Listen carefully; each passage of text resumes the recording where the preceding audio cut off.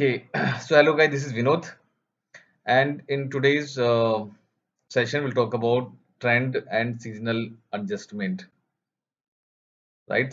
So, what are the different methods and techniques to apply the trend and seasonal adjustment to our time series? So, let's get started. Yeah. So, basically, types of adjustment or decomposition. So, basically, there are two type of adjustment or is also known as decomposition that we apply on a time series. The first one is trend adjustment and the second one is seasonal adjustment, right? So if you look at your time series, basically it will have two pattern, right?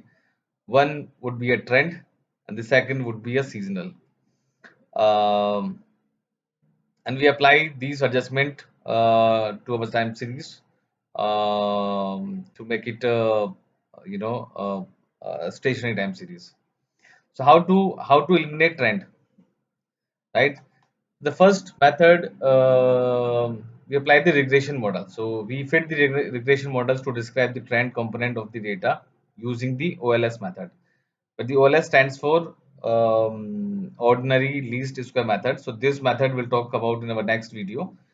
So once we apply the regression model, right, on our time series, which basically describe the trend component of the data, and after applying the regression model, we subtract this from our original time series, right? So once we apply the regression models on our time series using the OLS method, and then once we subtract this from our original time series, that's where we get the series which is stationary, right? So we can say we have removed the trend component from our time series, right? Let's go next. So if you look at this graph, right? So it shows, you see here that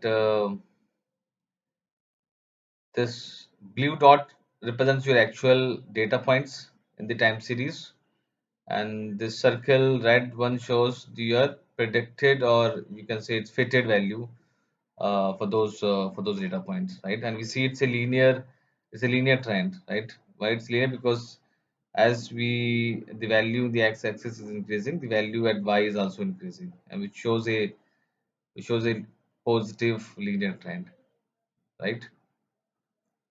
Let's go next.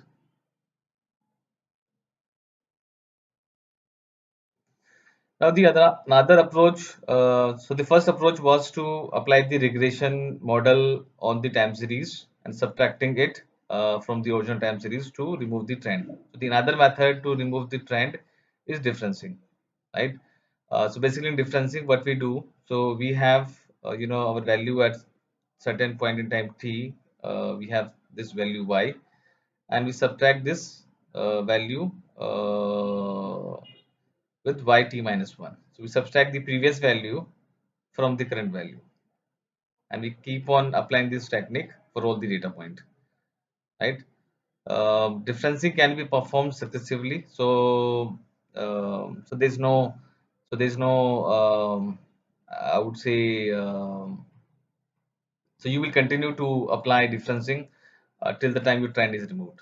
So I mean, you can apply one time differencing, you can apply two time differencing or three time differencing, and you will continue to do this till you see your trend has been removed. So what is the advantage of applying this differencing technique?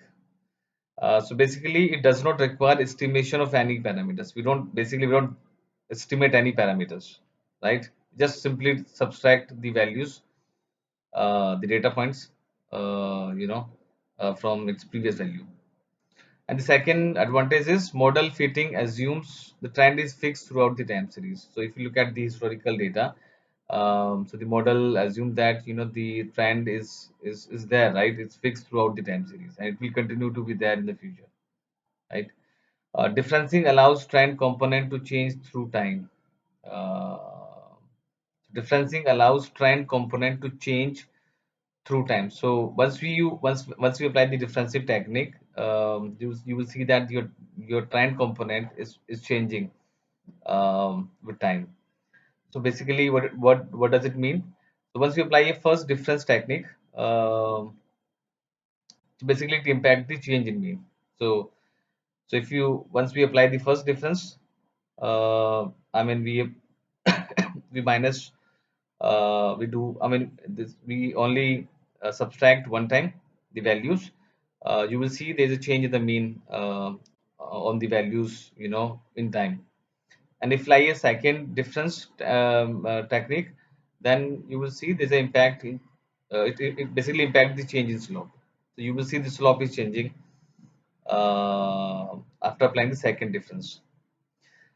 Usually one or two difference are sufficient. So to get rid of the trend and seasonal component from the time series. So mostly uh, it has been observed and seen that after applying one or two differences, you will get your time series stationary. So that's all guys for today. I hope you like this video. Once again, I request you to provide your comment so that we continue to improve on the content side. Yeah. So thank you so much for watching this and have a good day. Bye bye.